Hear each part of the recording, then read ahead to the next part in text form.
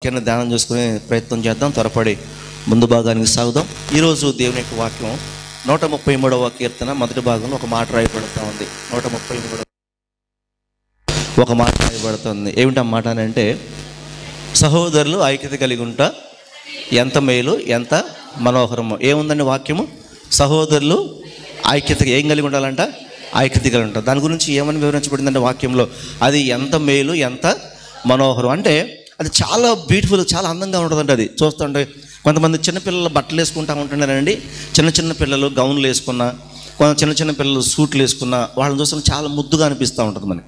అరే పిల్లల బట్టలు భలే ఉన్నాయని వాడిని దగ్గర తీసుకుంటాం, మనం దగ్గర తీసి గట్టిగా పట్టుకుంటాం, ముద్దు పెట్టుకుంటాం. ఎందుకంటే వారు వేసుకున్న డ్రెస్ వారి మీద మనకు ఆ ప్రేమను కలిగిస్తూ ఉంటాం. అంటే చూడటం చాలా అందంగా ఉంటుంది. కొన్ని చెట్లను చూస్తుంటాం, చెట్టు నిండా పువ్వులు పూస్తుంటే చాలా అందంగా ఉంటాయి. కొన్ని చోట్లకు వెళ్తూ ఉంటే ఇళ్లలో మంచి రంగులు వేసుకుంటూ ఉంటాం. ఆ రంగులు చూసి చాలా సంతోషం కలుగుతున్నారు. రంగులు భలే ఉన్నాయి అనిపిస్తూ ఉంటుంది కదా. అలాగే వాక్యం సెలవిస్తుంది ప్రియులారా. దేని గురించి వాక్యం మెన్షన్ చేయలేదు, కానీ వాక్యం దేని గురించి చెప్తుందంటే, సహోదరులు ఐక్యత కలిగి ఉంటే ఎంత మేలు ఎంత మనోహరం అని రాయబడింది. దాని గురించి ఇంకా ఆ 2-3 వచనాలు ఏమని రాయబడిందండి? అది తల మీద పోయబడిన అహరోను గడ్డం మీదుగా కారి అంగీల అంచు వరకు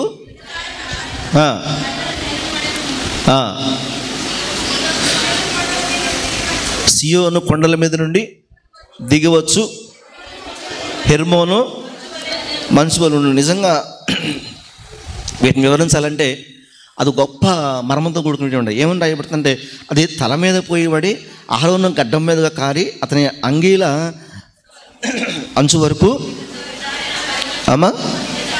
దిగజారిన పరిమళ తైలం వల్ల ఉండదు అని రాయబడింది. నిజంగా ఆ ప్రత్యక్ష గుడారంలో దేవుని సన్నిధిలో సేవ చేయడానికి, పరిచయం చేయడానికి అహరోను ఇంతవరకు గడ్డం పెంచేవాడంట.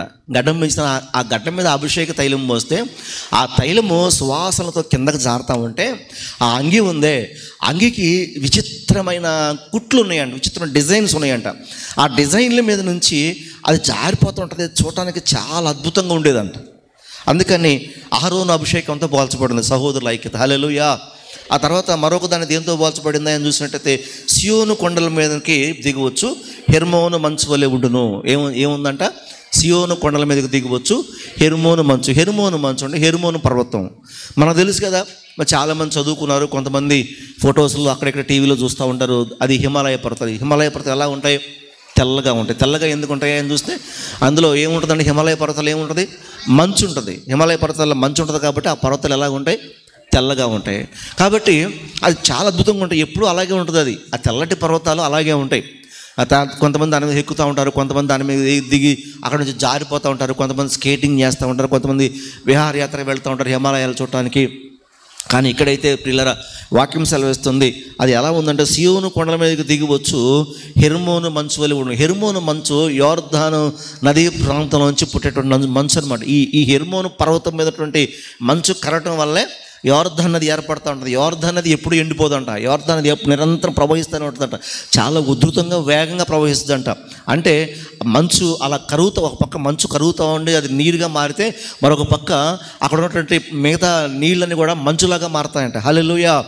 అంత గొప్ప అద్భుతంగా ఉంటుందండి. దీన్ని చూస్తే చాలా ఆశ్చర్యం కలుగుతూ ఉంటుంది. ఇంతకీ దీన్ని దేంతో పోల్చబడిందయ్యా అని అంటే, ఈ అహరోను యొక్క అభిషేకం కానివ్వండి, ఈ హెర్మోను మంచు కానీ దేంతో పోల్చబడింది అని అంటే, సహోదరులు ఐక్యత కలిగి ఉంటుందో పోల్చబడింది కదా. ఆ మంచు పర్వతాలు ఎంత అందంగా ఉంటాయో, ఆ నది ఎంత అందంగా ఉంటుందో, ఈ అహరోను అభిషేకం ఎంత అందంగా ఉంటుందో, అలాగనే మరి సహోదరులు ఐక్యత కలిగి ఉంటా ఎంత మేలు. అది మంచిది ప్లస్ అది అందమైంది. మనోహరం అంటే ఏంటి? అందమైంది. సహోదరులు ఐక్యత కలిగి ఉంటా మేలు, మంచిది ప్లస్ రెండవది ఏమండి? మనోహరమైనది కదా. ఇప్పుడు దేవుని యొక్క వాక్యం సెలవుస్తుంది, ఏక మనసు కావాలి. ఏం కావాలండి? ఐక్యంగా ఉండాలి. ఏం కావాలి మనకి? ఐక్యంగా అందరూ కలిసి ఉండాలి. ఏం చేయాలి? ఇద్దరు బయటికి వెళ్తారు, ఇద్దరు ఫ్రెండ్స్ బయటికి వెళ్తారు. ఇద్దరు ఫ్రెండ్స్ బయటికి వెళ్తున్నప్పుడు వాళ్ళకి ఏక మనసు కావాలనుకో, వాళ్ళకి ఏకాత్మ కావాలనుకో, వాళ్ళు ఎలా ఉండాలి? వాళ్ళు ఏదైనా పని చేయాలనుకో, వాళ్ళ ఏం భేదాభిప్రాయం రాకుండా ఉండాలనుకోండి, వాళ్ళకి ఏం కావాలి? వాళ్ళకి ఏం కలవాలి? పోనీ ఏమండి? మనసు కలవాలి. రెండవది సమ్మతి అంటే ఒప్పందం కలవాల. మూడవది మాట కలవాల. మాట అనుకున్న మాట ఒకటే మాట అయి ఉండాలి, అభిప్రాయం ఒకటే అయి ఉండాలి. తలంపు ఒకటే ఉండాలి, సంకల్పం ఒకటే ఉండాలి, ఆలోచన ఒకటే ఉండాలి కదా. ఇవి ఎప్పుడైతే ఒకటిగా ఉంటుందో వాళ్ళలో ఏమవుతుంది, స్ట్రెంత్ పెరుగుద్ది. హల్లెలూయా. ఇప్పుడు సపోజ్ ఒక ఆటో ఉంది, లేకపోతే ఒక కర్ర ఉంది, ఆ కర్రను లేపుతాం.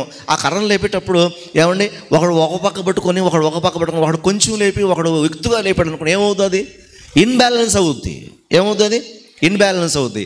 అందరూ ఈ నలుగురు నాలుగు పక్కలు కలిసి గట్టిగా వాళ్ళకున్న శ్రేష్టమైన బలమంతా ఉపయోగించి లేపితే అది పర్ఫెక్ట్నెస్, అంతే కదా, సంపూర్ణత అక్కడ కనపడతా ఉంది. ఇప్పుడు వాక్యం చెప్తుంది ప్రియులారా, సహోదరులు ఐక్యత కలిగి ఉండాలి, లేదా సంఘం ఐక్యత కలిగి ఉండాలి, లేకపోతే ఇంట్లో స్త్రీలు ఐక్యత కలిగి ఉండాలి.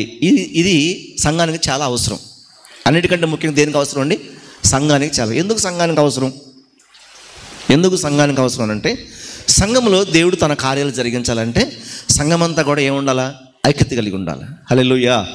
సంఘమంతా ఏం కలిగి ఉండాలండి, ఐక్యత కలిగి. సపోజ్ ఇంకో మాట చెప్తాను నేను, మన కుటుంబం అంతా సరిగ్గా ఉంటేనే కదా మనకు వాల్యూ ఉండేది. కుటుంబం అంతా మనం అంతా భార్య భర్తలు ఒక మాట మీద ఉంటే, కుటుంబం అంతా ఒక మాట ఉంటే, తల్లిదండ్రులు పిల్లలు అందరూ ఒక మాట ఉంటుంది కదా, ఒక మాట మీద ఉంటే కదా మనకి ఐక్యత కలుగుద్ది. మనం అంటే ఎదుటి వారికి భయం కలుగుద్ది కదా. లేకపోతే ఏం చేస్తారు, మనలో మనకే భేదాభిప్రాయాలు కలిగేలాగా ఎదుటివారు మాట్లాడే అవకాశం ఉంది.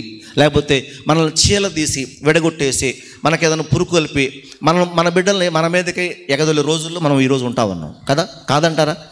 ఈరోజు చూస్తూ ఉంటే తల్లిదండ్రుల మీద పిల్లలకి కోపం, పిల్లల మీద తల్లిదండ్రుల కోపం, ఒక రకమైన విచ్ఛిన్నకరమైన పరిస్థితి, ఒక రకమైన కుటుంబంలో విభేదాలు జరుగుతూ ఉన్నాయి. కారణం ఏంటి, ఈ పరిస్థితులను ఎందుకు వస్తున్నాయని అంటే ఆ కుటుంబంలో ఏమి లేదండి, ఐక్యత అనేది లేదు, ఐక్యత అనేది లేదు. హల్లెలూయా.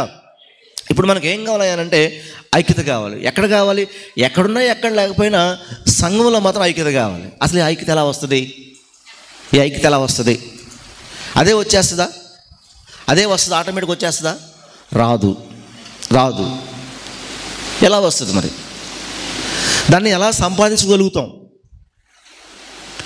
దాన్ని ఎలా పొందుకోగలుగుతాం, ఈ ఐక్యతని ఎలా తెచ్చుకోగలుగుతాం, దేనివల్ల సాధ్యం అది అంటే దేవుని యొక్క వాక్యం సెలవుస్తుంది పిల్లరా. ఐక్యత అంటే ఏంటండి, ఏక మనసు. ఐక్యత అంటే ఏంటండి, ఏక మనసు. అంతేనా, కరెక్టా కదా? అందరికి ఒక హృదయం ఉంటేనే కదా ఐక్యంగా ఉండేది. హృదయం లేకుండా పైకి ఎంత ఉన్నా కానీ ఎటువంటి ఉపయోగం లేదు. హృదయంలో ఉంటేనే అది క్రియల రూపంలో మనం దాన్ని చూపించగలుగుతాం. స్తోత్రం కలుగును. హల్లెలూయా. ఒకసారి దేవుని యొక్క వాక్యాన్ని చూస్తే పిల్లరా, అపోస్తుల కార్యాలు ఒక మాట కనపడతా ఉంది. అపోస్తుల కార్యాలు 2వ అధ్యాయము 41వ వచనం చూద్దామండి. అపోస్తుల కార్యాలు 2వ అధ్యాయం 40. కాబట్టి అపోస్తుల కార్యాలు 2వ అధ్యాయము 41వ వచనం. కాబట్టి అతని వాక్యము అంగీకరించిన వారు బాప్తిస్మం పొందిరి. హల్లెలూయా. చాలా బాగా గమనించాలి, ఎక్కడి నుంచి ఎక్కడికి వెళ్తుందో మన పరిస్థితి. వాక్యం అండి అన్నిటికీ సమాధానం చెబుతా ఉంది.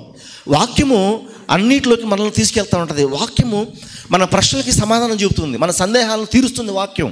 హల్లెలూయా. మనం చేయవలసిందని చేయడానికి మనకు వాక్యం సహాయం చేస్తుంది.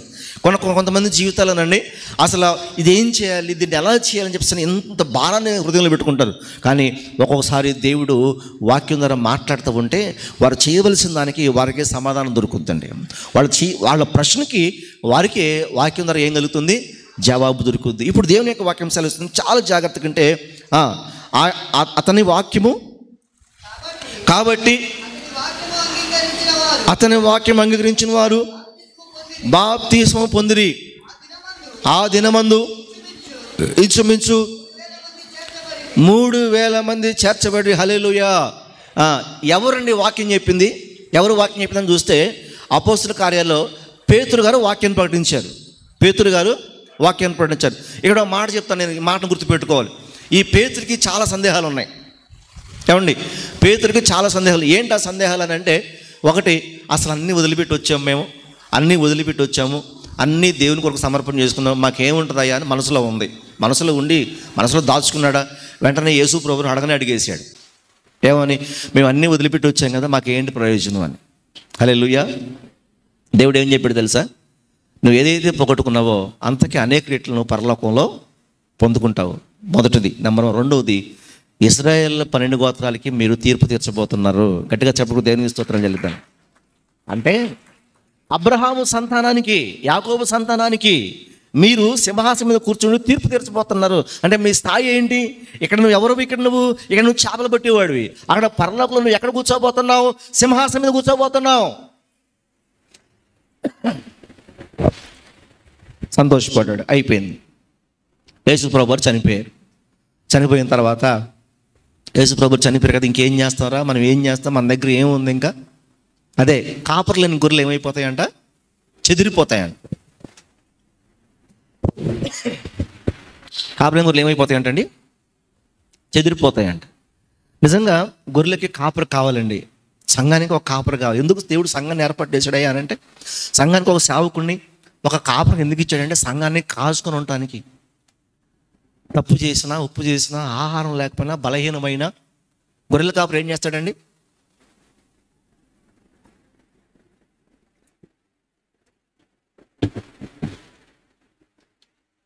గొర్రెల కాపర్ ఏం చేస్తాడు? గొర్రెకి మేత వేస్తాడు. మేత వేస్తాడా? నీళ్లు పెడతాడా? ఏమండి? సేవకుడు ఏం చేస్తాడు?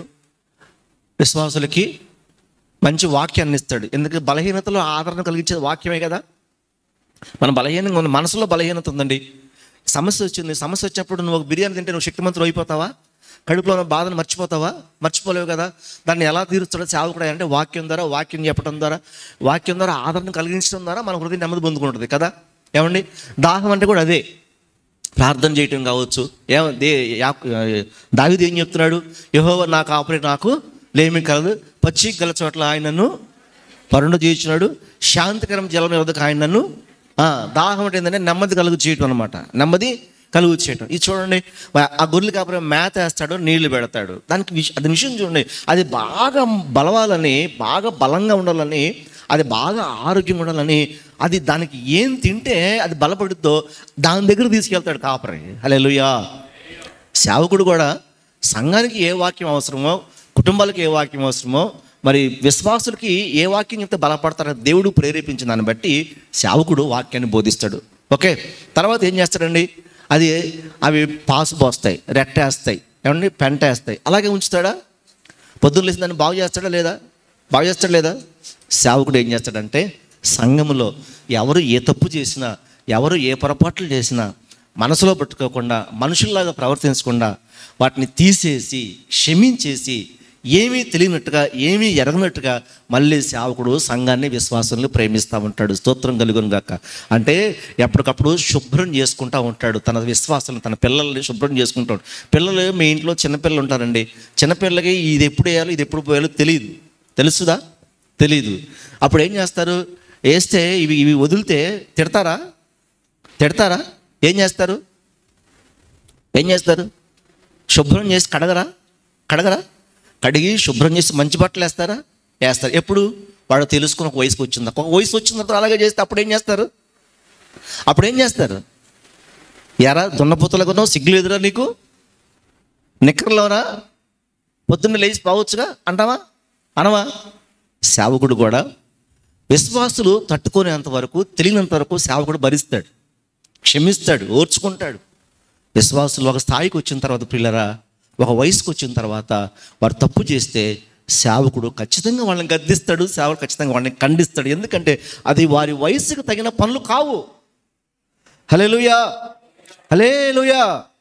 అంతే కదా. సేవకుడికి అది, ఆ విశ్వాసం ఒక 2 సంవత్సరాల క్రితం వచ్చింది, సంవత్సరాల క్రితం వచ్చింది. ఆమెకు తెలియదు కాబట్టి, సంక్రమలో లేకపోతే మరొకటి తెలియదు కాబట్టి ఆమెను ప్రేమించి దగ్గర తీసి ఇలా కాదమ్మా, ఈ పొరపాటు అంటే తగ్గించుకోమ్మా, ఏం కాదులే అమ్మా అని చెప్పేసి మనం సర్ది చెబుతాం. అదే ఒక 10 సంవత్సరాలు కూడా నువ్వు అదే పని చేస్తుంటే సేవకుడు ఏం చేస్తాడు? గద్దెచ్చాడా? సేవకుడు ఉద్దేశం ఏంటంటే పగతోనా, ద్వేషంతోనా? దేని కొరకు? ఆమె బాగుండాలి, సరిచేయబడి. ఇదే కదా దేవునికి మహిమ కలుగు. హల్లెలూయా. అంటే సేవకుని యొక్క ఆలోచన ఇప్పుడు కూడా ఇలా ఉంటుందండి. సేవకుని యొక్క ఆలోచన ఎప్పుడు కూడా ఇలా ఉంటుంది. ఇప్పుడు చూడండి, దేవుని యొక్క వాక్యం సెలవిస్తుంది. కాబట్టి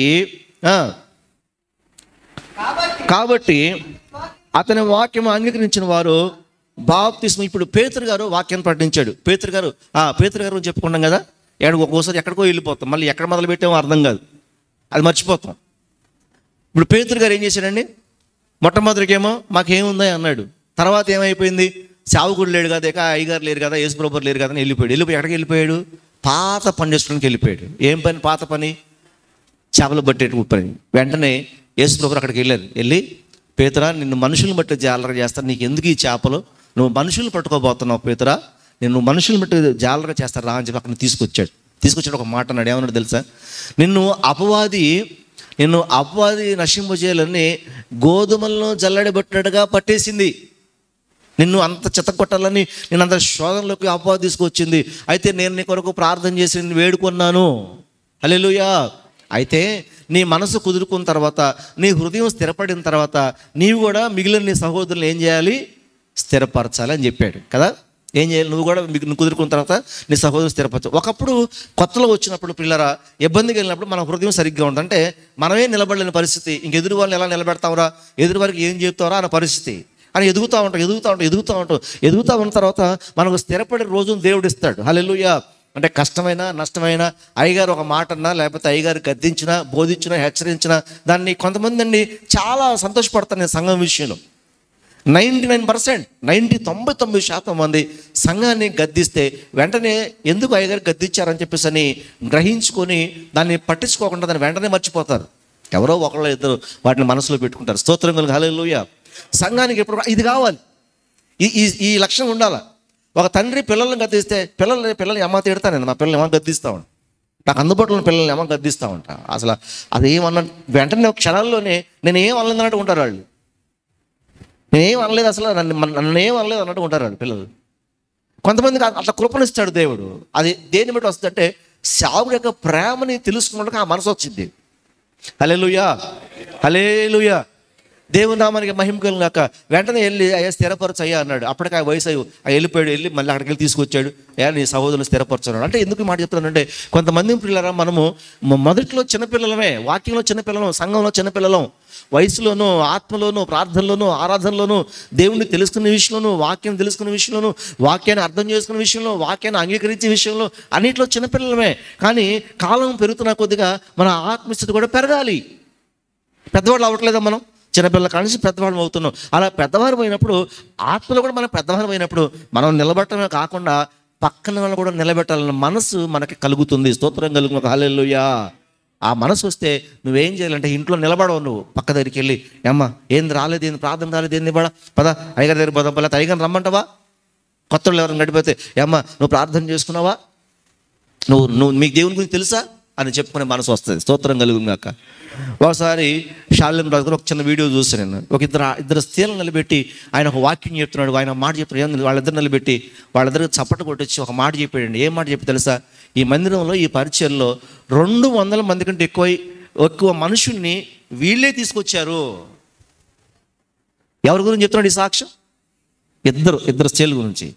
200 కంటే ఎక్కువ మంది మనుషుల్ని ఇగో వీళ్ళు స్వార్థ చెప్పి వీళ్ళు పరిచయం చేసి ఈ సేవలోకి వీళ్ళని తీసుకొచ్చాడు అని చెప్పేసి అని ఆయన సాక్ష్యం చెప్పడం జరిగింది. స్తోత్రంగా. సేవ చేయడానికి, సంఘాన్ని నడిపించడానికి సేవకుడు కాదు తిరిగేది. ఎవరి తిరగాలి తెలుసా?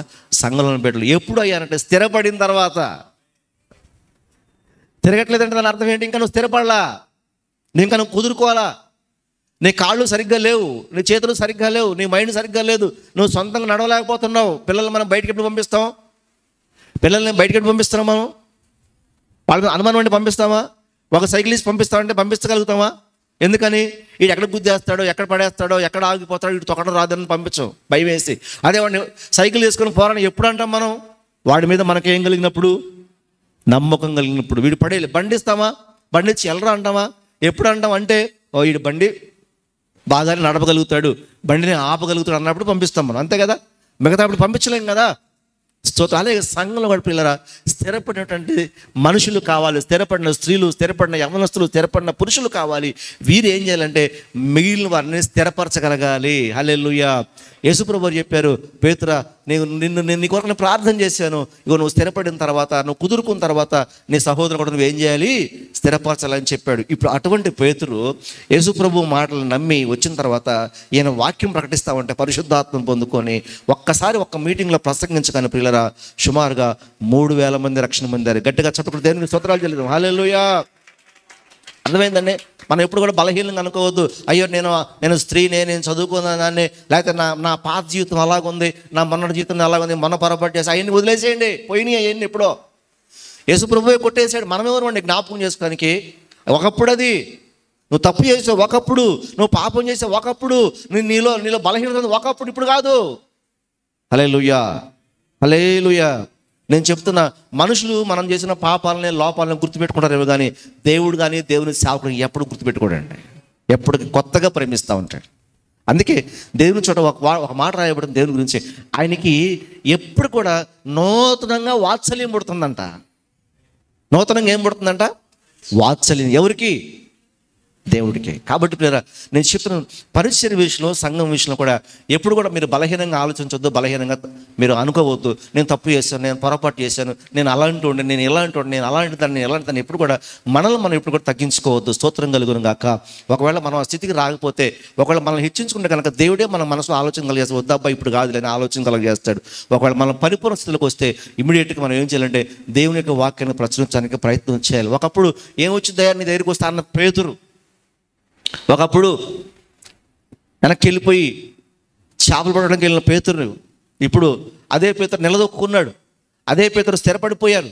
అదే పేతురు అప్పుడు యేసుప్రభు ఆయన పక్కన తిరిగాడు. ఇప్పుడు యేసుప్రభు లేరు, ఒకడే.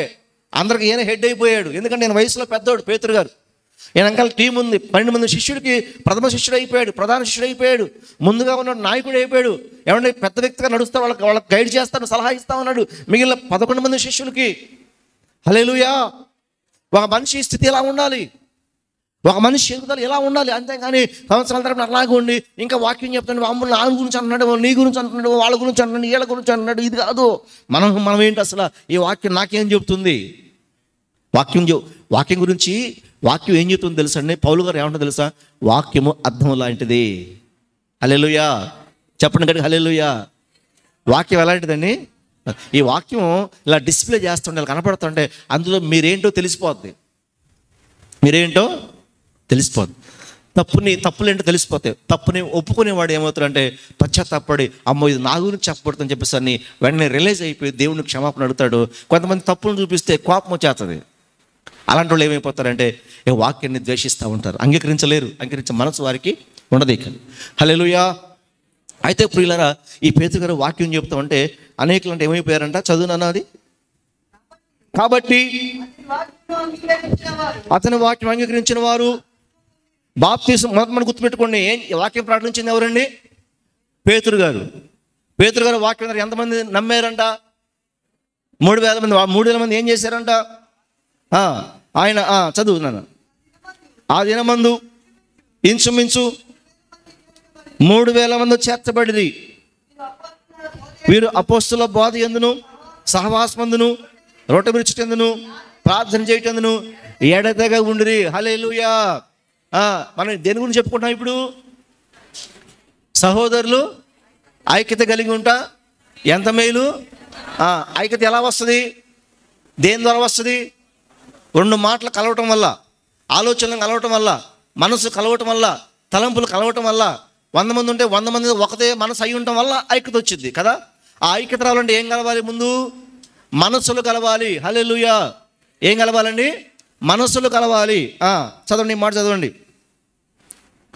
తర్వాత అప్పుడు ప్రతివానికి భయం కలిగిను, మరియు అనేక మహత్కార్యములను సూచక్రియములు అపోస్తుల ద్వారా జరిగెను.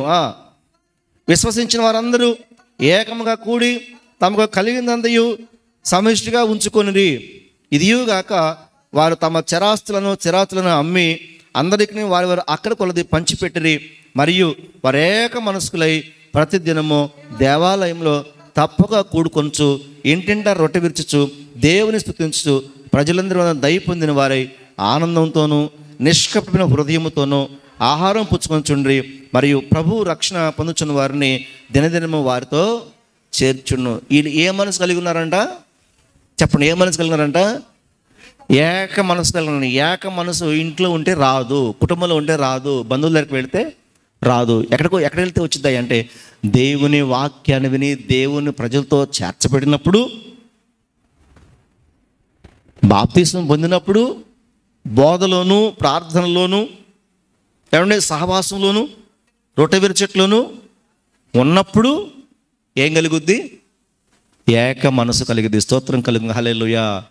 ఇద్దరు మనుషులకు ఏక మనసు రావాలంటే ఆ మనసు దేవుని మనసై ఉండాలి. దేవుని మనసై ఉండాలి. దేవుని యొక్క హృదయం అయ్యి ఉండాలి. స్తోత్రం కలుగు పిల్లల. ఏమండి, అప్పుడు ఏమైందంట, ప్రతి వారికి భయం కలిగిందంట. ఎందుకు భయం కలిగింది? అందరూ విశ్వసించిన ప్రజలందరూ విశ్వాసంలోను, ప్రార్థనలోను, రొట్టె విరుచుట్లోను, బోధలోను, సహవాసంలోను కూడుక ఉన్న కారణం చేత మిగిలిన వారికి చూసేవారికి ఏం కలిగిందంట? భయం కలిగిందంట. అప్పుడంట అనేక మహత్కార్యాలు, సూచక్రియలు అపోస్తుల ద్వారా విశ్వసించిన వారందరూ ఏకముగా కూడి తమకు కలిగిందంతయు సమిష్టిగా ఉంది. ఏకము కూడా తమకు కలిగిందంతయు సమిష్టిగా ఉంచుకున్నాడు. స్తోత్రం కలిగింది. హల్లెలూయా. విశ్వసించిన వారందరూ ఏకంగా కూడుకున్నారు. ఎలా కూడుకున్నారంట? ఏకంగా కూడుకున్నారంట. ఇంకా అంట వాళ్ళందరూ అంట దేవుని యొక్క దయను పొందుకున్నారంట. ఏక మనసులు అయినప్పుడు ఏమైపోయిందంట, వాళ్ళకి దేవుని యొక్క దయను పొందుకున్నారంట. అలాగే ఆనందంతో, నిష్కపటతోను, హృదయంతోనూ ఆహారం పుచ్చుకొంచుని మరియు ప్రభువు రక్షణ పొందుతున్న వారిని అనుదినము వారితో చేర్చుచుండు అని రాయబడింది. ఇప్పుడు ఏక మనసు ఎలా వచ్చిందని అంటే దేవుని వాక్యాన్ని వినటం ద్వారా, దేవుని బోధకి లోబడటం ద్వారా, దేవుని యొక్క సంఘముతో అంటే దేవుని విశ్వసించిన వారితో సహవాసం చేయటం ద్వారా ఏక మనసు కలుగుద్దండి. హల్లెలూయా. దేవుని స్తోత్రం చెప్పండి. హల్లెలూయా. ఎక్కడ ఉంటే అక్కడ ఏక మనసు రాదు. మరొక మాట చూస్తే పిల్లలు దేవుని యొక్క వాక్యం సెలవిస్తుంది. అదే అపోస్తల కార్యం 4వ అధ్యాయం 32వ వచనం చూద్దామండి. అపోస్తల కార్యాలు 4వ అధ్యాయం 32వ వచనం చూద్దాం. విశ్వసించిన వారందరూ ఏక హృదయమును ఏకాత్మను కలవారై ఉండిరి. హల్లెలూయా. విశ్వసించిన వారందరూ ఏక మనసును ఏకాత్మ కలవారై ఉండి. విశ్వసించడం అంటే ఏం విశ్వసించడం? ఎవరిని విశ్వసించడం? ఎవరిని నమ్మటం? దేన్ని నమ్మటం? వాక్యాన్ని నమ్మటం, యేసు ప్రభు యందు విశ్వాసం ఉంచడం. అంతే కదా. యేసు ప్రభు వారి గురించి చెప్పిన మాటలను బట్టే కదా వారు విని నమ్మి అందరూ సంఘంగా చేర్చబడ్డారు 3000 మంది. ఇక్కడ వాక్యం సెలబెడుతుంది, విశ్వసించిన వారందరూ ఎలా ఉన్నారంట? ఏక హృదయమును ఏకాత్మయు కలవారై ఉండిరి. ఇప్పుడు ఏకాత్మ ఏక హృదయం రావాలంటే ఏం కావాలి మనకి? ఏం ఉండాలి చెప్పాలి? ఏం ఉండాలి మనకి? విశ్వాసం ఉండాలి. ఏక మనసు కావాలంటే ఏం ఉండాలి? దేవుని యొక్క మాటని వినాలి, సహవాసంలో బోధలో నిలిచి ఉండాలి. హల్లెలూయా. ఏమంటే బోధలో నిలిచి ఉండాలి. చూడండి, బోధ మిలిటరీ వాడు ఉన్నాడు. మిలిటరీ వాళ్ళు కమాండ్, సొంత స్నేహితుల్ని, సొంత ఫ్రెండ్స్ని వాళ్ళు ఒక దేశద్రోహులు నిలబడితే వెంటనే వాళ్ళని కాల్చేయండి అంటే కాల్చేస్తాడు. వాడు ఫ్రెండ్లని చూడటం, ఏవిడని చూడటం. ఇంక పై బాస్ ఆర్డర్ ఇవ్వడంతోనే షూట్ అనగా షూట్ చేసి పడేస్తారు. స్తోత్రం. హల్లెలూయా. మీకు ఒక చిన్న స్టోరీ చెప్తాను నేను.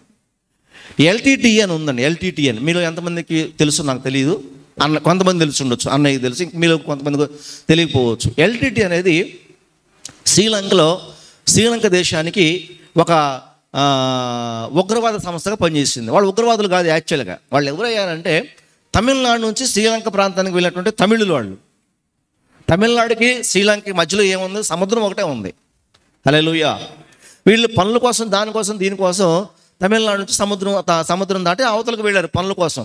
అలా చాలామంది వెళ్ళిపోయి జాఫ్నా అనే ప్రాంతంలో, జాఫ్నా అటువంటి ప్రదేశంలో వారు చాలా పెద్దగా, చాలా కుటుంబాలు కొన్ని వేల మంది అయిపోయిన తర్వాత ఇప్పుడు వాళ్ళు అక్కడికి వెళ్ళిన తర్వాత శ్రీలంక ప్రభుత్వాన్ని ఏమడిగారని అంటే, మేము చాలామంది ఉన్నాం కాబట్టి ఇక్కడ మమ్మల్ని గుర్తించి మాకు ఒక సపరేట్ రాష్ట్రాన్ని ఇవ్వండి అన్నారు, సపరేట్ ప్రదేశం ఇవ్వండి అన్నారు. అందుకు శ్రీలంక ప్రభుత్వం వాళ్ళని ఒప్పుకోలే. హల్లెలూయా. శ్రీలంక ప్రభుత్వం వారిని ఒప్పుకోలే. లేదు, మీరు మా దేశంలో భాగస్తులే, మీరు మా దేశంలో కలిసి ఉండాలి, మాతోనే కలిసి ఉండాలి, కాబట్టి మీకు వేరే రాష్ట్రం కానీ వేరే ప్రాంతం మేము ఇవ్వము అని చెప్పేసి అన్నారు. దానికి వీళ్ళు మరి శ్రీలంక ప్రభుత్వం మీద ఈ తమిళులు పోరాటం చేయడం ప్రారంభించారు. అట్లాగా వాళ్ళు ఇద్దరు పోరాటం చేసుకోవడం ప్రారంభించారు. ఇక ఎంతమంది వచ్చినా శ్రీలంక ప్రభుత్వాన్ని కానీ శ్రీలంక సైన్యాన్ని కానీ ఏమాత్రం కూడా తమిళ అనేటువంటి ఈ ఎల్టీటీ సంస్థ వాళ్ళు అస్సలు లెక్క చేయట్లా. వచ్చిన చోట కాల్చిపడేస్తున్నారు. వచ్చిన చోటే ప్రభుత్వం వాళ్ళది, దేశమేమో వాళ్ళది. వీళ్ళేమో ఇక్కడ నుంచి ఆ ప్రాంతానికి వెళ్ళారు. ఎవరు బలం ఉండాలి? మన ఊరికి ఒకళ్ళు వచ్చారనుకోండి, మన ఊరికి వచ్చిన వాళ్ళ జనాల బలం ఎక్కువ ఉంటుందా, మన బలం ఉంటుందా? మన బలం ఉంటుంది. కానీ అక్కడ ఏమైందయ్యా అంటే అంతా వ్యతిరేకం అయిపోయింది. ఉన్న ఊళ్ళ బలం సరిపోవట్ల, వాళ్ళ బలం ఎక్కువైపోయింది, వాళ్ళ శక్తి ఎక్కువైపోయింది. వాళ్ళు గవర్నమెంట్ వాళ్ళు, మిలిటరీ వాళ్ళని కాల్చిపడేస్తారు. ఎల్టీటీ వాళ్ళు ఒకరోజు ఒక వార్తా సంస్థ ఆ ఎల్టీటీ అనే సంస్థకి కెప్టెన్గా ఉంటుంటే ప్రభాకర్ అనే అతన్ని వెళ్ళి ఇంటర్వ్యూ చేశారు. ఏమండి, శ్రీలంక నుంచి మీరు తమిళనాడు ప్రాంతం నుంచి వచ్చారు ఇక్కడికి, కానీ ఇక్కడ శ్రీలంక ప్రభుత్వం ఉంది, శ్రీలంక ప్రభుత్వంలో ఆల్రెడీ ఎస్టాబ్లిష్ అయింది, మరి గవర్నమెంట్, మిలిటరీ, గన్స్, వెపన్స్ చాలా ఉంటాయి. అటువంటి వారు ఎంతమంది వచ్చినా సరే మీరు వాళ్ళని ఎదిరించగలుగుతున్నారు, అసలు మీ సైన్యం యొక్క కెపాసిటీ ఏంటి, మీ సైన్యం యొక్క సామర్థ్యం ఏంటి అని చెప్పేసి అని ఆ యొక్క శ్రీలంక తమిళుల్ని ఆ మీడియా ఇంటర్వ్యూ చేయగా వాళ్ళు చెప్పిన మాట ఒకే మాట అన్నాడంట. అక్కడ ఒక మనిషి ఉంటే, ఒక సైనికుడు ఉంటే ఆ సైనికుడిని పిలిచాడంట. ఆ కెప్టెన్ ప్రభాకర్ అని ఆయన పిలిచాడంట. పిలిచిన తర్వాత వెంటనే చనిపో అన్నాడంట. ఇంతే, చనిపో, నువ్వు చచ్చిపో అన్నాడంట. అనగానే ఈ ఉంగరానికి ఒకటి అది సూసైడ్ చేసుకోవడానికి సైనైడ్ ఉంటుందండి, వెంటనే దాన్ని నోట్లో పెట్టుకుని చనిపోయాడు. వెంటనే నో రీజన్ చనిపో అన్నాడంట. వెంటనే ఏమైపోయాడంట ఆయన, చనిపోయాడు. ఆ మీడియా వాళ్ళతో, ఆ ఇంటర్వ్యూ చేసే వాళ్ళతో ఈ ప్రభాకర్ చెప్పాడంట, ఇదిగో ఇదే మేము గెలవడానికి కారణం అన్నాడంట. హల్లెలూయా. అప్పటికి అర్థం కాల. ఆ మనిషి ఎదురు చనిపోమంటే చనిపోయిన తర్వాత ఈ మీడియా ఇంటర్వ్యూ చేసే మనిషి షాక్ అయిపోయాడంట. అదేంటండి అలా చనిపోయాడు? ఎస్, మా ఎల్టీటీ సంస్థలో పనిచేసే వాళ్ళందరూ కూడా అధికారి ఎవరైతే ఉంటారో, కమాండర్ ఎవరైతే ఉంటారో, కమాండర్ మాటకి ఏ మాత్రం కూడా అడ్డం చెప్పరో, ఏది చెప్తే దానికి విధేయత చూపిస్తారు, ఏది చెప్తే దానికి లోబడతారు, ఏది చెప్తే అది చేస్తారు. అందుకనే మేమందరం ఒక మాట మీద ఉన్నాం కాబట్టి మేము విజయాన్ని, శ్రీలంక ప్రభుత్వం విజయాన్ని సాధించగలుగుతామని చెప్పాడు. గట్టిగా చెప్పడానికి స్తోత్రాలు చెల్లిద్దాం. హల్లెలూయా. ఎందుకు ఈ మాట చెప్పారంటే పిల్లరా, లోకస్తులే అంత గట్టిగా ఉంటే మనం దేవుని నమ్మకం బట్టి ఇంకెంత స్ట్రాంగ్గా ఉండాలి, వాక్యం ఎంతగా అంగీకరించాలి, వాక్యం ఏం చెప్తుంది, వాక్యం ఏం బోధిస్తుంది, సావుకుడు ఏం చెప్తున్నాడు, సావుకుడు ఏం బోధిస్తున్నాడు అని గ్రహించుకున్న మనసు మనకు ఉండాలా వద్దా? ఉండాలి. ఆ మనసు ప్రకారం మనం నడవాలి కదా. ఆ మనసు ప్రకారం మనం నడవకపోతే మనం విచ్ఛిన్నం అయిపోతాం, బలం ఉండదు, మనలో శక్తిని కోల్పోతాం మనం. హల్లెలూయా, హల్లెలూయా. ఏక మనసు ఉండదు. చూడండి వాక్యం ఏం చెప్తుందో, 44వ అధ్యాయం 32వ వచనంలో వాక్యం ఏం చెప్తుందంటే, విశ్వసించిన వారందరూ ఏక హృదయం ఏకాత్మయం గలవారై ఉండేది. విశ్వసించిన వారందరికంటే ఏం కలిగిందంట? ఏకాత్మ, రెండు కలిగిపోయారు. నేను చెప్తున్న దేవుని యొక్క సన్నిధిలో మనకు ఏకాత్మ, మనకు ఏక మనసు ఉంటేనే మనం ఏదైనా చేయగలుగుతాం. ఏకాత్మ, ఏక మనసు లేకపోతే మనం సంఘంలో ఏమీ చేయలేము, కృపవరాలు పొందుకోలేము, ధైర్యంగా ఉండలేము, బలంగా ఉండలేము, ఎదురు దగ్గర చులకన పడిపోతాం, ఎదురు దగ్గర లోకు అయిపోతాం. పిల్లరా, మన పిల్లలకి ఏం చెప్పలేము. మనం స్ట్రాంగ్గా ఉండాలి కదా, మనం బలంగా ఉండాలి కదా. మనం బలం తింటే వచ్చేది కాదు. ఇది వాక్యం ద్వారా నిలబడితే, వాక్యం ద్వారా కట్టుకుంటే, వాక్యం ద్వారా మనం అవగాహన చేసుకుంటే, వాక్యాన్ని వింటే, వాక్యం ప్రకారం చేస్తే వచ్చే బలం ఇది. స్తోత్రం. హల్లెలూయా, హల్లెలూయా. ఎప్పుడు ఒక మాట చెప్తూ ఉంటానండి, శ్రమలు, ఇరుకులు, ఇబ్బందులు అనేవి అందరికి వస్తాయి, మనకు కూడా వస్తాయి. అందరికి వస్తాయి, మనకు కూడా వస్తాయి. కానీ దాన్ని తట్టుకునే కెపాసిటీ, శక్తి, సామర్థ్యం మనకు మాత్రమే ఉంది. సరే గట్టిగా చెప్పు, దేవునికి స్తోత్రాలు. ఒక ఆత్మలో బలహీనత వస్తే, ఒక మనసులో బలహీనత వస్తే, ఒక ఆర్థిక ఇబ్బంది కలిగితే, ఒక మరొకటి ఇబ్బంది కలిగితే, ఆ బాధను తట్టుకునే శక్తి కేవలం దేవుని నమ్ముకున్న వారికి మాత్రమే ఉంటుందని. మిగిలిన వారు ఈ పరిస్థితుల మధ్యలో ఏమైపోతారంటే బలహీనులు అయిపోతారు. ఏమైపోతారండి?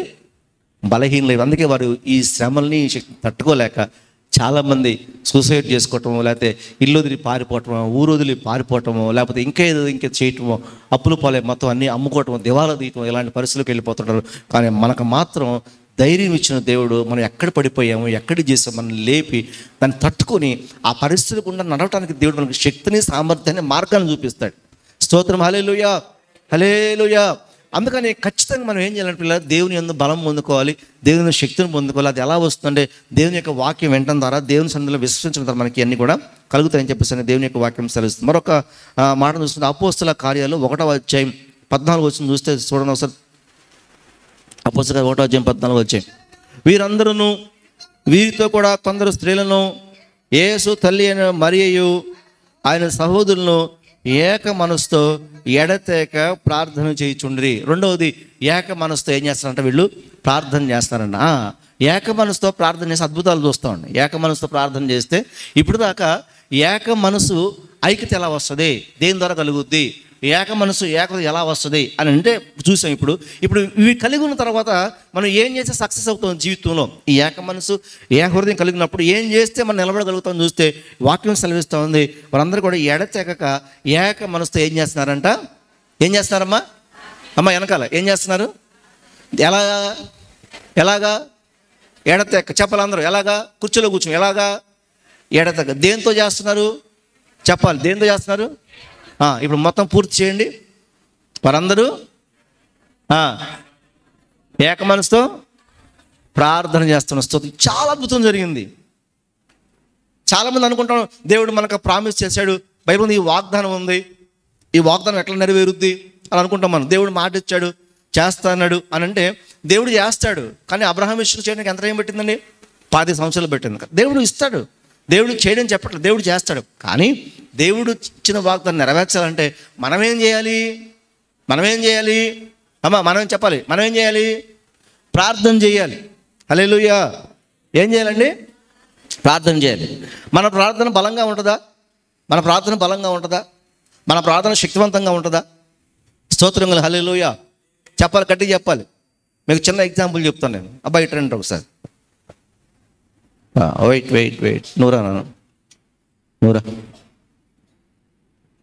త్వరగా లే ఫాస్ట్. స్టూల్ పట్టుకో, ఇది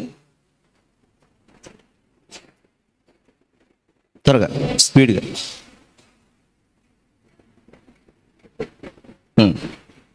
ఇదిగోండి, గట్టిగా పట్టుకో. నీ బలం ఏంటో నిరూపించాలి ఇక్కడ. ఒకడు వచ్చి లాగండి రా, లాక్కోండి దాన్ని. లాగు. నీ వల్ల అవుతుందా? లాక్కలవా? లాగితే లాగు మరి. అయిద్దా కాదా? రైట్. ఇంకోటి రండి. నువ్వు ఇక్కడే ఉండానా? నువ్వు ఇక్కడే ఉండు. స్టూల్ ఎరగొడితే మాత్రం మళ్ళీ కొనక్క రావాలరా. నువ్వు ఇద్దరు పట్టుకో, నువ్వు కూడా పట్టుకో. వాడిని కాదు, దీన్ని పట్టుకో. లాగండి, ఇద్దరు లాగండి. అయిద్దా? లాగలుగుతారా మీరిద్దరు? అట్లా ఇంకోటి రండి రా. మీరు కూడా పట్టుకోండి. లాగలుగుతున్నారా?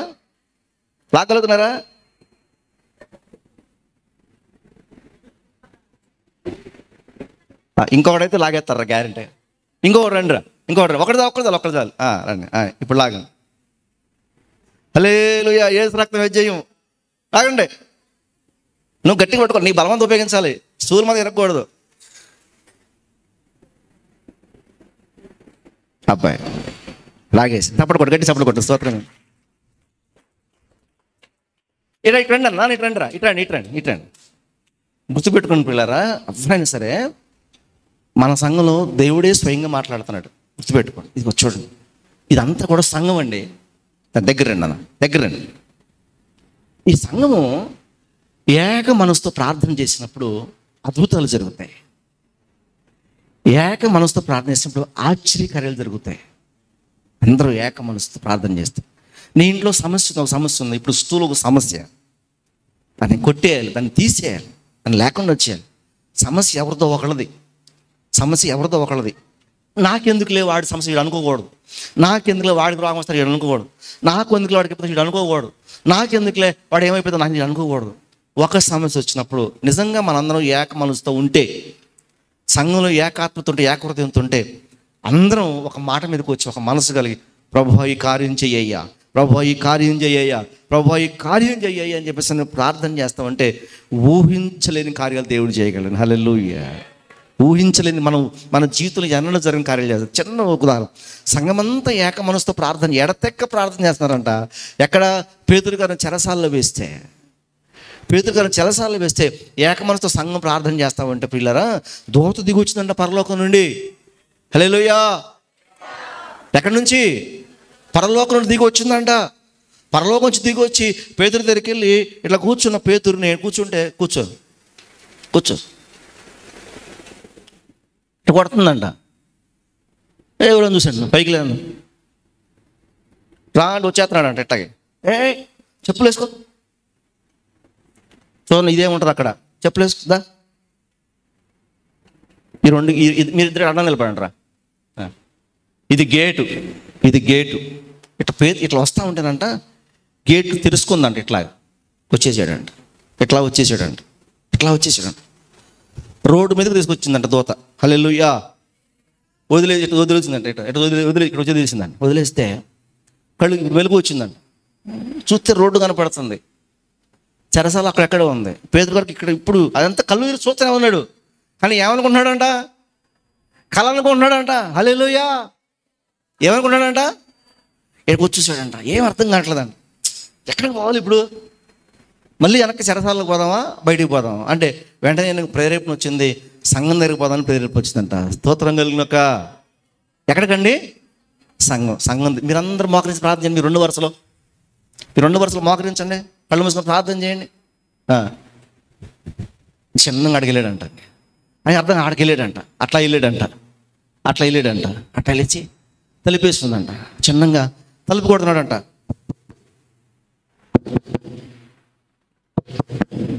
హల్లెలూయా. నువ్వే ఇట్రా.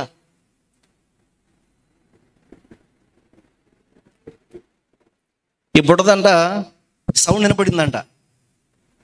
బయటకు వచ్చి చూస్తుంటే ఎవరా అని. బయటకి ఇక్కడ దాకా వచ్చి ఇటు చూడు, ఇటు పెట్టు,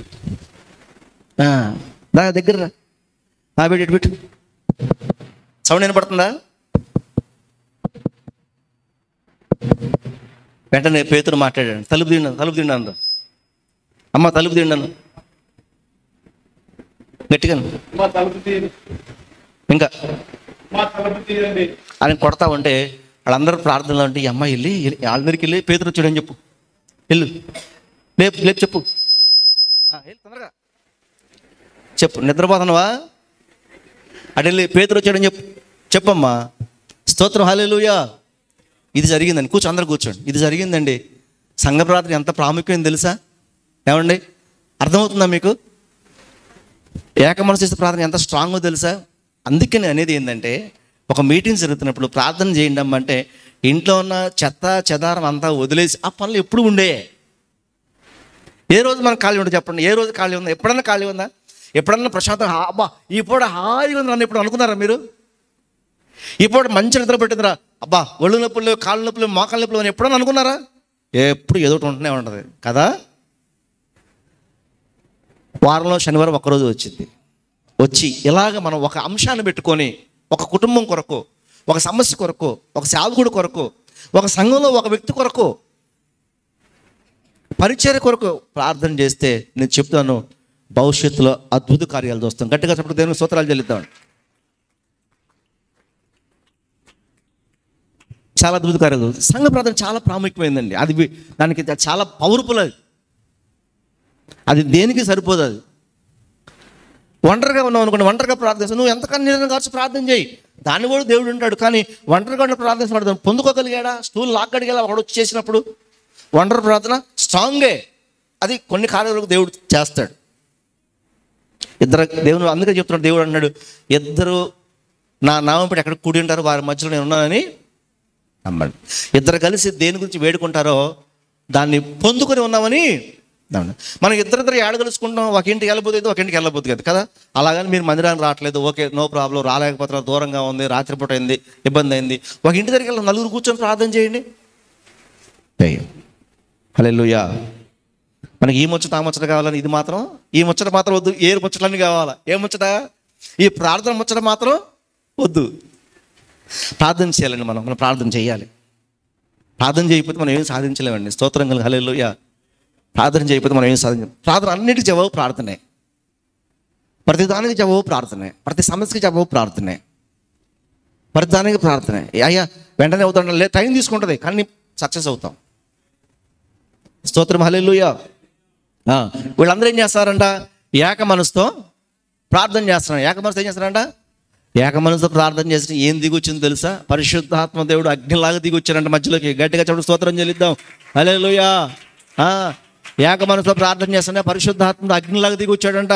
విభాగించబడిన 4 ఒక్కొక్కరి మీద వాళ్తా ఉండగా వారందరూ బలమైన శక్తిని పొందుకొని కొత్త భాషలు, అన్య భాషలు మాట్లాడుతుంటే దద్దరిల్లిపోయిందంట యెరూషలేము పట్టణం అంతా. ఏక మనసుతో ప్రార్థన చేస్తున్న పరిశుద్ధాత్మ అభిషేకం, ఏక మనసుతో ప్రార్థన చేస్తున్న పేతురు చెరసాల నుంచి రావటం ఆశ్చర్యం కలిగిస్తే ఈ మాటలు చూస్తాను. మరొక మాట చూసినట్టయితే 2వ అధ్యాయం మొదటి వచనం అండి. తరపడి పెంతెకొస్తు పండగ దినం వచ్చినప్పుడు అందరూ ఒక చోట ఉండిరి. హల్లెలూయా. పెంతెకొస్తు పండుగ అందరూ ఎక్కడ ఉన్నారంట? ఒక చోట కూడా ఉన్నారంట. అప్పుడు వేగంగా వీచు బలమైన గాలి వెంట ఒక ధ్వని ఎక్కడి నుంచి వచ్చిందంట? ఆకాశం నుండి. అప్పుడు దాకా వాళ్ళు యేసుప్రభు చెప్తే విన్నారు, కానీ చూడలేదు. యేసుప్రభు చెప్తే విన్నారు అంతే, వాళ్ళు చూడలా. ఆకాశం నుండి అకస్మాత్తుగా వాడు కూర్చున్న ఇల్లంతయు నిండెను. మరియు అగ్ని జ్వాల వంటి నాలుకలు విభాగింపబడి నట్లుగా వారికి కనబడి వారిలో ఒక్కొక్కరి మీద వ్రాలగా అందరూ పరిశుద్ధాత్మ నిండిన వారే ఆత్మరికి వాక్శక్తి అనుగ్రహించిన కొలది అన్య భాషతో మాట్లాడి సాగరి. స్తోత్రం కలుగును గాక. అరే, ఎప్పుడు నువ్వు పవర్ఫుల్గా ఉంటావు? భాషలు మాట్లాడు, దేవునితో మాట్లాడుతున్నాడంట. ఎవరితో మాట్లాడుతున్నాడంట? దేవునితో. ఎప్పుడు ఉంటావు నువ్వు ఇలాగా? అంటే పిల్లరా, మనం కనిపెట్టుకోవాలి. ప్రభువుని అభిషేకం అంటే పరిశుద్ధ హృదయం. పరిశుద్ధాత్మ ఉండాలంటే మనం పరిశుద్ధంగా ఉండాలా అంతే, లేకపోతే రాడు.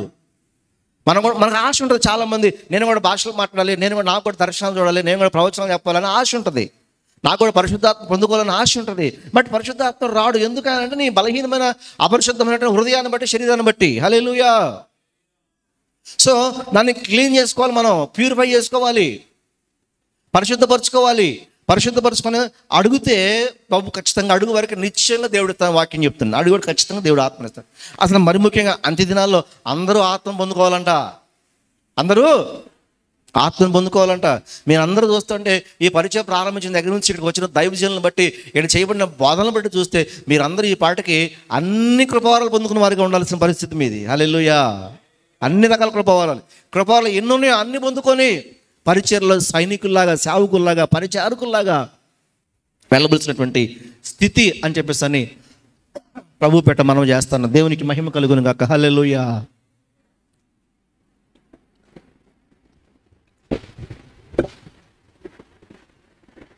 ఎప్పుడు ఇలాగుంటే మనకేమి ఉండదండి. ఇంకా మరొక మాట చెప్తా, నేను ఒక మాట చెప్తా. మా శాసగిరి మన కాళ్ళకి కనపడడు. ఏంటన్నా కాళ్ళకి కనపడవేయాలన్నా, ఎందుకంటే రోజు అంతా బిజీగా ఉంటాడు. కొంచెం ఎందుకు బిజీగా ఉంటాడు? ఇంట్లో గేదెలు ఉన్నాయి. గేదెలు పాలు ఇస్తాయి. పొద్దున పూట పాలు తీయాలి, సాయంత్రం పూట పాలు తీయాలి. ఏదన్నా పని ఉంటే ఫోన్ చేయాలంటే నేను ఆ పని అయిపోయిన తర్వాత ఫోన్ చేసి, నాన్న నీ పని అయిపోయింది అని. ఒక్కోసారి మధ్యలో గడ్డికి వెళ్తున్నానని, గడ్డి మూటలు తేవాలని అని అంటాడు. మొన్న ఒకరోజు సాయంత్రం కనపడ్డా, ఏంటన్నా ఇటు పాలు టైం అయిపోయింది, నువ్వు వెళ్ళలేదు ఏంటన్నా నేను అంటే, అన్నయ్య గేదెలు పాలు ఇచ్చే టైం అయిపోయిందని అన్నాను. ఓకే, దేవుని స్తుతి. అది కొంత ఇచ్చి పాలు ఇచ్చింది, దాన్ని కొంత మేపు కొంత చేస్తే అది కొంత కాలం తర్వాత మళ్ళా అది సూడు గట్టి ఏమేస్తుంది, మళ్ళీ పాలు ఇస్తుంది. సరే, మీరు ఒక గేదెను కొనుక్కున్నారు. మీ అందరి గురించి చెప్తున్నారు. మీరు ఒక గేదెని కొనుక్కున్నారు. ఒక గేదెని కొనుక్కు దానికి రోజు బస్తాలు తవుడు తెచ్చి కుడితి పెడుతున్నారు. మూటలో గడ్డి తెచ్చి దానికి వేస్తున్నారు. అది బాగా బలంగా ఉండాలని, అది సూడు మోయాలని, అది ఏనాలని మీరు ఎంతగానో కష్టపడుతున్నారు. అది సంవత్సరం అయిపోయింది, 2 సంవత్సరాలు అయిపోయింది, 3 సంవత్సరాలు అయిపోయింది, అది ఏనట్లేదు, సూడు కట్టట్లా. మీకు ఏమనిపించింది తర్వాత? దీనికి అనవసరంగా, హల్లెలూయా చెప్పండి, దీనికి అనవసరంగా కుడితి పెడుతున్నాం, దీనికి అనవసరంగా గడ్డేస్తున్నాం, సచ్చిందాగిపోయి దీనికోసం ఇప్పుడు చాలా ఖర్చు అనే ఆలోచన వస్తా రాదా? హల్లెలూయా చెప్పండి, వస్తా రాదా? కదా. ఒక్కసారి ఆ గేదెల ప్లేస్లో మనల్ని ఆలోచించుకుందాం. మనం అందరం గేదెలం. యేసు ప్రభు వారు మనల్ని కొనుక్కున్నారు. యేసు ప్రభు వారు మనం బాగా అభివృద్ధి చెందాలని మనకు రోజు పనివాడిని పెట్టి, పనివాడు ఎవడే? నేనే పెట్టి, అబ్బాయి ఈ గేదెలను బాగా పెంచంటున్నాడు. బాగా గడ్డి అయ్యి, బాగా కుర్తిపెట్టు, మంచినీళ్ళు పెట్టు, మరి వర్షం రాకుండా ఒక షెడ్ అయ్యి, అలాగే దోమలు కట్టకుండా ఒక నెట్ కట్టు అని చెప్తా ఉన్నాడు. నేను రోజు మీకు కుడితి పెడుతున్నా, గడ్డి వేస్తున్నా, నీళ్లు పెడుతున్నా. ఎన్ని సంవత్సరాలు అయినా మీరు ఇంకా మీ వల్ల ఏ పాలు రాట్లా. ఏసు రక్తం విజయం చెప్పండి అందరూ. హల్లెలూయా. ఎంత చేసినా కూడా నాకు చిరాకు వచ్చిందా లేదా? కసరుకుంటానా లేదా? ఎవరి మీద? కానీ పైన ఆయన ఉన్నాడని భయం. పిల్లరా, యేసు ప్రభువు చూస్తారు. ఒకరోజు అంట దారి పక్క వెళ్తా ఉన్నారంట. అసలు దేవుడు కూడా మనం అనుకుంటాము సేవకుడు ఇలా అరుస్తాడా అని అనుకుంటాం, కానీ యేసు ప్రభు కూడా అరుస్తారు. ఒకరోజు బయటికి వెళ్తా ఉన్నాడు. అంటే బాధ కలుగుతుంది. యేసు ప్రభు వెళ్తా ఉన్నారంట. చాలా ఆశ్చర్యం కదా ఆ మాట చూస్తే. ఆకలైందంట. ఎదురుగా ఒక చెట్టు కనపడిందంట. ఆ చెట్టు పేరు ఏం పేరు? అంజూరపు చెట్టు. దానికి కాపు ఎప్పుడు ఉంటుందో ఎప్పుడు తెలియదులే, కానీ మన దగ్గర తెచ్చిన అంజూరపు కాయ ఏ సీజన్లోనే కాయలు ఉంటున్నాయి. సరే, దానికి ఒక స్వభావం ఉందంట పిల్లరా. ఆ స్వభావం ఏంటంటే దానికి బాగా ఆకులు వస్తే దానికి ఏముంటాయంట? కాయలు ఉంటాయంట. దానికి బాగా ఆకులు ఉన్నాయంట. ఆ రోజున బాగా ఆకులు ఉన్నాయంట. ఆకులు ఉన్నాయి కదా అని చెప్పేసి దగ్గరికి వెళ్ళి చూస్తే అక్కడ ఏమి లేవంట, కాయలు లేవు. వెంటనే అసలు నువ్వు ఇప్పుడు కదా ఎప్పటికి నువ్వు ఫలించుకుందువు కాక నేను చెప్పించేస్తే అది మళ్ళీ ఈ రోడ్డును పోయి మళ్ళీ ఆ రోడ్డును వస్తూ ఉంటానంట. అది ఎండిపోయిందంట చెట్టు. స్తోత్రం, హల్లెలూయా. నేను చెప్తాను పిల్లరా, ఎండిపోక ముందే మనం ఫలించాలి. గట్టిగా చెప్పండి, దేవునికి స్తోత్రాలు చెల్లిద్దాం. ఎండిపోక ముందే ఫలించాలి. చెప్పండి, పక్కన వాళ్ళు చెప్పుకుందాం, ఎండిపోక ముందే ఫలిద్దాం దేవుని కొరకు. ఎండిపోక ముందే చెప్పండి అందరూ, ఎండిపోక ముందే దేవుని కొరకు ఫలిద్దాం, దేవుని కొరకు ఫలాలు ఇద్దాం. ఎండిపోక ముందే. ఎండిన తర్వాత ఏం ఫలించలేవేక, నీ వల్ల కాదు, ఇక పడేయటమే, కాల్చడమే. ఇక ఎండిపోక ముందే ఫలిద్దాం. స్తోత్రం కల, హల్లెలూయా. ఇది కావాలంటే ఏం కావాలి మనకి? ఏం కావాలి మనకి? ఇది కావాలంటే ఏం కావాలి మనకి? ఏక మనసు కావాలి. ఏక మనసు కావాలి. మరొక మాట చూస్తే అపోస్తల కార్యాలు 5వ అధ్యాయం పిల్లరా 12వ వచనం చూస్తే వాక్యం రాయబడతా ఉండి, ఈరోజు 1 గంటలకు ముగించాలనుకున్నాను.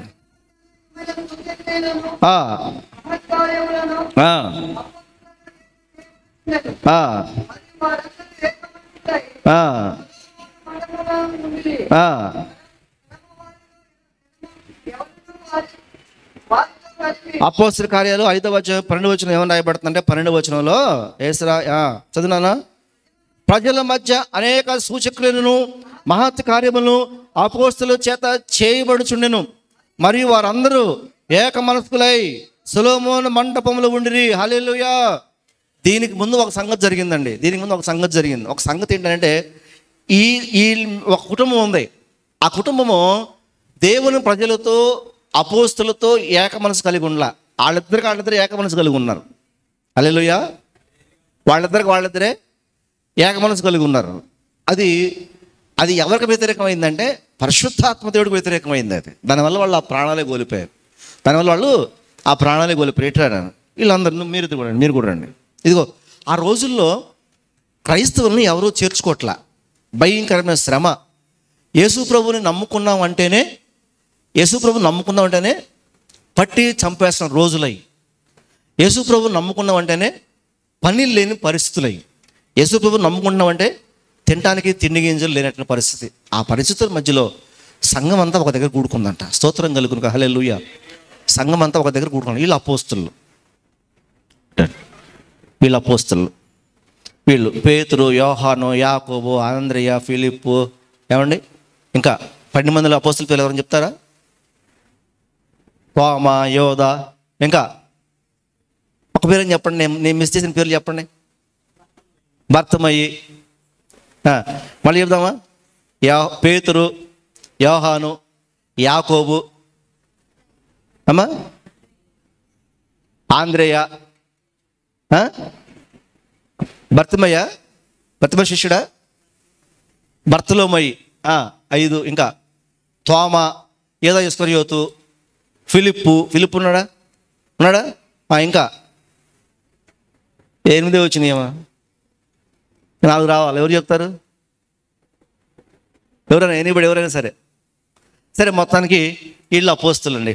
ఆ రోజుల్లో వీళ్ళందరూ వచ్చి, అరే మీ దగ్గర ఏది ఉంటే అదే వాళ్ళ దగ్గర పెట్టండి రా, త్వరగా మీ దగ్గర ఏది ఉంటే అదే వాళ్ళ కాళ్ళ దగ్గర పెట్టండి, త్వరగా లేకండి. బైబిల్ నోట్స్లు అట్లాంటివి ఏది ఉంటుంది తీసుకు, ఏది ఉంటుంది లేచి వచ్చి ఏది ఉంటుంది అందరి దగ్గర పెట్టు. అది అబ్బా ఈడు తెలుగులోడు, మామూలుడు కాదు. స్తోత్రం, హల్లెలూయా. అలా పంచి పెడుతుంటానండి. మీరు లేచి ఉండండి. అట్లాగా అంటే అదంతా వాళ్ళ ఇల్లు, వాళ్ళ పొలము, వాళ్ళ స్థలాలన్నీ అమ్ముకొని తెచ్చి పెడతా ఉంటే పిల్లరా వీళ్ళు ఏం చేస్తారు, అది తీసి లేని వాళ్ళకి ఇచ్చేస్తున్నారు. ఇవ్వండి రా వెనకాల వాళ్ళకి, తీసుకోండి నూరా, ఎట్లా వాళ్ళకి ఇచ్చేస్తున్నారు. అంటే అరే ఇది నీదిరా, ఇది నాదిరా అని ఎవరు అనుకోవట్లా. వాళ్ళకి కలిగింది తెచ్చిస్తున్నారు. అటువంటి రోజులు అవి. అത്ര అలాగ ఆ మధ్యలో ఈ నువ్వు రారా అంటే బాబు ఇట్లా మీరిద్దరు రండి రా రండి త్వరగా ముగిచ్చేద్దాం ఇంకా ఇట వీళ్ళిద్దరూ భార్యాభర్తలు. ఒకళ్ళు ఎవరండి? అననీయ సప్పీరా. అసలు వీళ్ళని ఎవరు అడగలా. హల్లెలూయా. వీళ్ళని ఎవరు అడగలా. వీళ్ళని ఎవరు అడగకపోయినా కానీ వీళ్ళిద్దరు అనుకున్నారు, ఏమనుకున్నారు? పొలం అమ్ముదాము, మన పొలం కూడా అమ్ముదాం, అందరు ఇస్తున్నారు, మనకు కూడా ఎందుకు, దేవునికి ఇచ్చేద్దాం, మనం కూడా పొలం అమ్ముదాం అనుకున్నారు. ఇద్దరు కలిసి పొలం అమ్మారు. ఇద్దామా డబ్బులు, పేతురు గారు పిలుద్దాం అనుకున్నారు. పిలిచారు. పేతురు గారు పిలువురా, పేతురు గారు ఇటు, ఎవరు పెద్దవాళ్ళు వాళ్ళని పిలువు, ఇక్కడరా అయ్యా, పేతురు గారు రండి, మా ఇంటికి రండి అని చెప్పు, వాళ్ళని వినయన్ని మా ఇంటికి రమ్మని చెప్పు. అక్కడరా అటు చూడరా, మా ఇంటికి రా, డబ్బులు ఎత్తామని చెప్పు. రండి ఇక చెప్పొచ్చారు. స్తోత్రం కలిగి హల్లెలూయా. చెప్పొచ్చారు. ఇంట్లో ఉన్నారు వీళ్ళు. లోపల ఆడకపోండి, నేను పిలిచినప్పుడు రండి, గోడ కనుక్కోండి తొక్కమాకండి. వచ్చారు. సరే పిలిచారు కదా, వచ్చారు. వీళ్ళతో పాటు కొంతమంది మీరు కూడా వెనకాలకి వెళ్ళండి. ఒక నలుగురు లేచిరండి, ఫస్ట్ వరుసలో వాళ్ళు వెనకాలకి రండి, అందరు ఇటు రండి. అననయ్య ఇంటికి పేతురు గారు వచ్చారు. వెనకాల కొంతమంది మనుషులు ఉన్నారు, ఇటు అన్నాను. వచ్చారు. వచ్చిన తర్వాత డోరు కొట్టారు. డోరు కొడితే వీళ్ళకి అర్థమైపోయింది పేతురు గారు వచ్చారని. వీళ్ళు వచ్చే ముందు ఏమనుకున్నారంటే, లోపల అమ్మాయి 1,00,000 రూపాయలు ఉన్నాయి కదా, వద్దులే 50,000 ఇద్దాం, మరి మన తర్వాత కావాలంటే ఎట్లాగా. ముందు ఏమనుకున్నారు? మొత్తం ఇచ్చేద్దాం. తర్వాత ఏమనుకున్నారు? వద్దులే, అయ్యగారికి ఏమన్నా మామూలుడా, పేతురు అయ్యగారు పెట్టక మంచి, ఎప్పుడు తెల్ల చొక్కాలు, కారు, బండ్లు గిండ్లు మెయింటైన్ చేస్తున్నాడు, ఉద్యోగం ఉంది వెనకాల. హల్లెలూయా. యేసు రక్తం దేవునికి స్తోత్రం కలుగునుగాక. ఆయనకు ఉద్యోగం ఉంది, మామూలు ఉద్యోగం, రైలు నడుపుతారంట, సెంట్రల్ గవర్నమెంట్ అంటారు, 1,00,000 రూపాయలు 2,00,000 వస్తాయి, ఆయనకి ఎందులో మనం ఇచ్చేది, కొద్ది ఇద్దాంలే, మిగతా ఆయన చూసుకుంటా అని అనుకున్నారు. మనవాళ్ళు అనుకున్నట్టే. మొత్తం ఎంత అనుకున్నారు? 1,00,000 రూపాయలు ఇద్దాం అనుకున్నారు. ఓకే. వీళ్ళు లోపల మనసు మారిపోయింది. ఇద్దరు వాళ్ళు మాడుకున్నారు. ఏం మాడుకున్నారు? 1,00,000 వద్దులే, 50,000 ఇద్దాం అనుకున్నారు. ఎంత ఇద్దాం అనుకున్నారని. కానీ దేవుని సేవకుడికి అన్నీ తెలిసిపోతాయండి. పరిశుద్ధాత్మదేవుడు ప్రతిదీ కూడా బయలుపరుస్తాడు. వచ్చిన తర్వాత డబ్బులు తీసుకో, డబ్బులు పట్టుకో, నువ్వు పట్టుకో, వేసుకొచ్చి ఇచ్చేయి, అయ్యగారికి ఇచ్చాయి. చూడంగానే 50,000 ఉన్నాయి. అడుగుతాడు, అమ్మ ఇంతకే అమ్మేవా? ఈయన ఇంకేమైనా ఉన్నాయా? ఈయన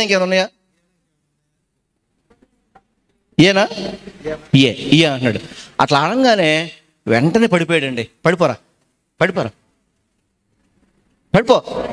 నువ్వు ఒక్కడవే ఇన్ని మోసుకొని పోండి, నీ వెనకాల నలుగురు ఇల్లు తీసుకొని పోండి, కాళ్ళు చేతులు అన్నీ మోసుకొని పోండి, లేపండి, పైకి లేపడమే. స్తోత్రం హల్లెలూయా. చూడండి, తర్వాత ఈ సంగతి తెలియకుండా మళ్ళీ అమ్మగారు వచ్చారు. అడుగుతున్నాడు పేతురు గారు, ఇంతకే అమ్మారా?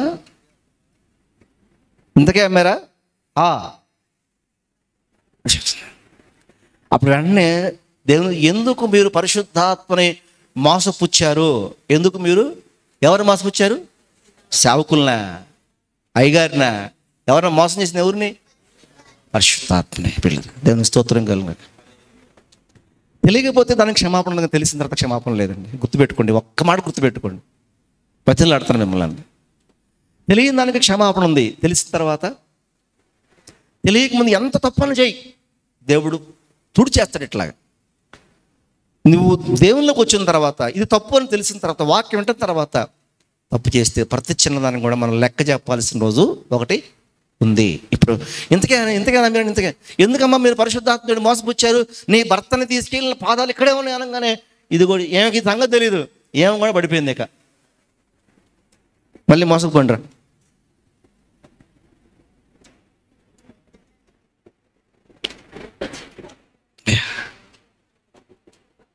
స్తోత్రం. పిల్లలు మంచిగా యాక్షన్ చేస్తాం, గట్టిగా చెప్పకుండా వాళ్ళు అభినందిద్దాం ఒకసారి.